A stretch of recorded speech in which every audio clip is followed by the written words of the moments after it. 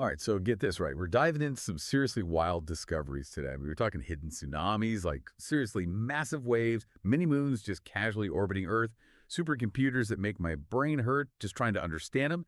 And then to top it off, underwater creatures straight out too, like a science fiction movie. You'd think with all our technology we'd have a handle on this planet by now, but nope.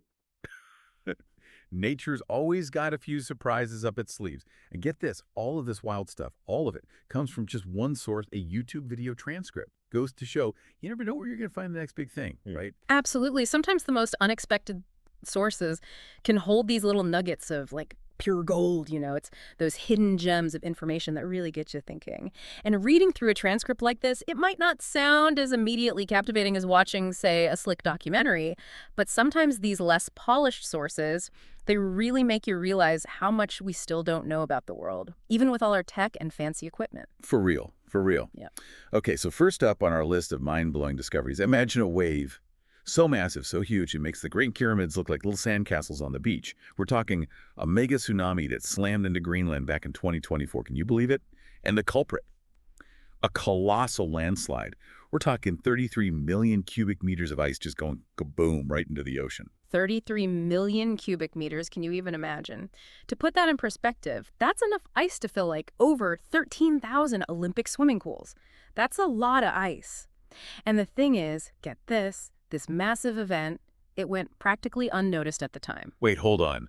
A wave that big crashes into Greenland and nobody notices.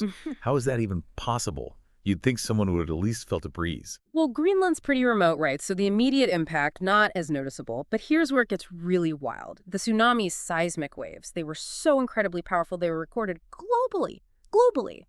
And for 9 days straight, scientists, they were scratching their heads for months trying to figure out where these tremors were coming from. 9 days? That's insane. So how in the world did they finally connect the dots and figure out it was a mega tsunami? It took some serious detective work, let me tell you.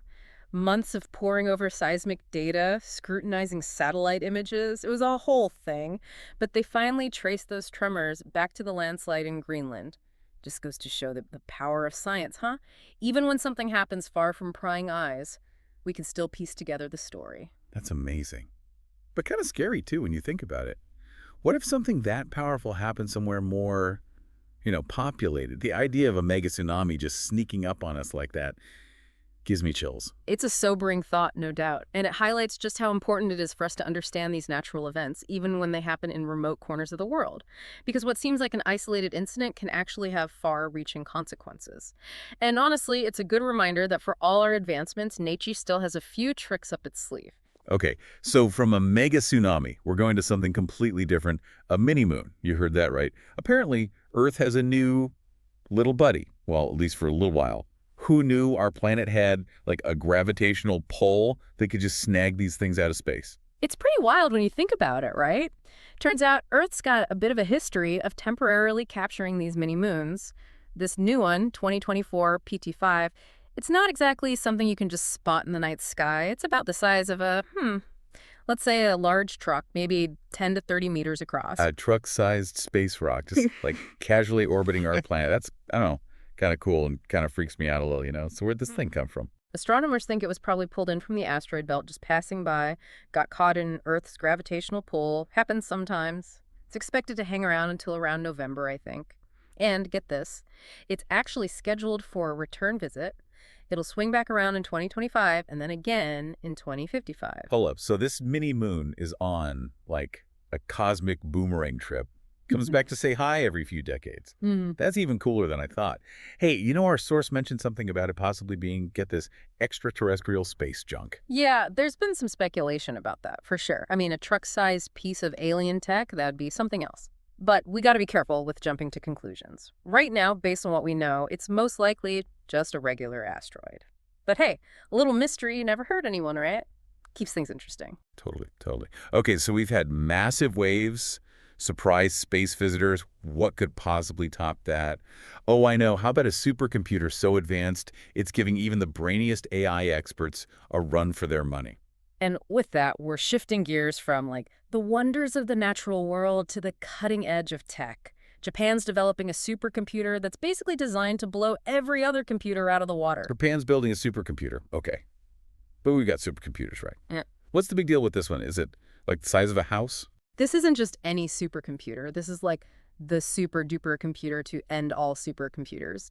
Seriously, it's specifically designed to tackle like the biggest, hairiest challenges in artificial intelligence. We're talking calculations on a scale that'll make your head spin. We're talking sextillions of calculations per second. That's like analyzing every single grain of sand on every beach on Earth in like a snap your fingers. Okay, you officially lost me at sextillions. Can you put that processing power into something, I don't know, a normal person can grasp? Okay, so think of it this way. It's millions, maybe even billions of times faster than the human brain. Wow. Okay, so speed demon, check. But what's the game plan here? What can you actually do with that much processing power, especially when it comes to AI? This is where it gets really exciting and kind of scary, honestly. This supercomputer, it could totally change the game when it comes to developing artificial general intelligence, or AGI as it's called. And we're not just talking about some fancy algorithm that can play chess or write poetry. This is AI that can learn, reason, think basically like a human being. But with access to, well, basically unlimited information and processing power. So we're talking about AI that could, like, potentially solve climate change. Yeah. Or cure diseases. Yeah. Or maybe even write a hit song. The possibilities are kind of endless. Exactly. But, and this is a big but, there's also the flip side. What happens when we create something potentially smarter than us? Do we even understand the implications? Whoa.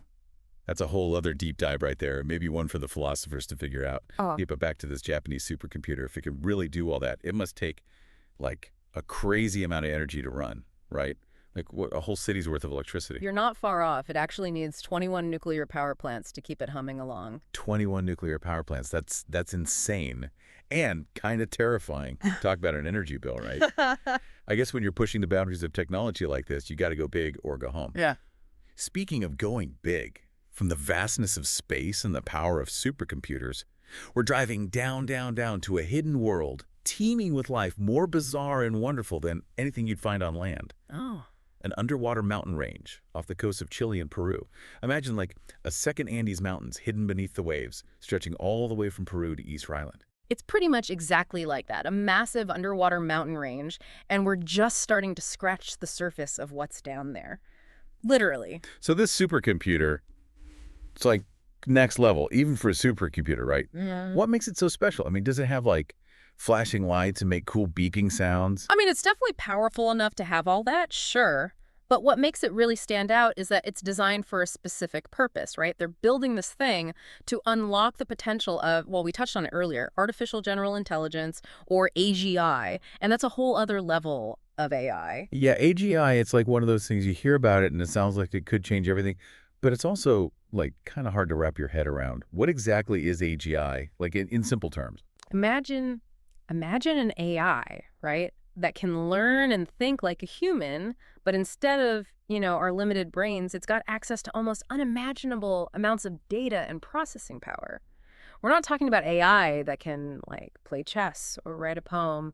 This is AI that could understand complex ideas, solve problems we haven't even thought of yet, maybe even be creative, like have emotions. Who knows? Okay, so that's, I don't know, kind of amazing, but also a little, freaky, right? We've all seen those movies where the robots become self-aware and decide humans are the problem. So hopefully these guys in Japan have that whole situation under control. It's a big question for sure. And, researchers, ethicists, they're all over it, trying to figure out the implications of something like this. But the potential is huge. Yeah. Imagine the breakthroughs, the solutions to problems we thought were impossible to solve. It's exciting stuff. Totally, totally. But, and this is a big but, if this supercomputer needs something like, what was it, 21 nuclear power plants to even turn on, isn't that like a tiny bit of a problem? I mean, how accessible can this technology really be? That's a great point. Energy consumption is definitely a major challenge with this kind of tech, no doubt about it. But it also shows how fast things are changing. I mean, think about it. There was a time when having a computer in your house seemed crazy. It's true, it's true. Yeah. Okay, so where does this all leave us? We've gone from like ancient tsunamis to mini moons hitching rides around Earth to a hidden world under the ocean, and now AI that could be smarter than us. My head's spinning. What's like the one thing you want our listeners to take away from all this? For me, it's just how much there still is to discover, whether it's our own planet's history or the depths of the ocean or the limits of technology. There's always something new and amazing to learn about. We just got to keep our minds open and never stop asking questions. Absolutely. Well said. And on that note, I think we've given everyone a lot to think about today. The world is full of surprises, and the more we learn, the more we realize we don't know. So keep that curiosity alive, folks. Who knows what incredible wonders are waiting for us just around the corner. Thanks for joining us on this deep dive. Until next time.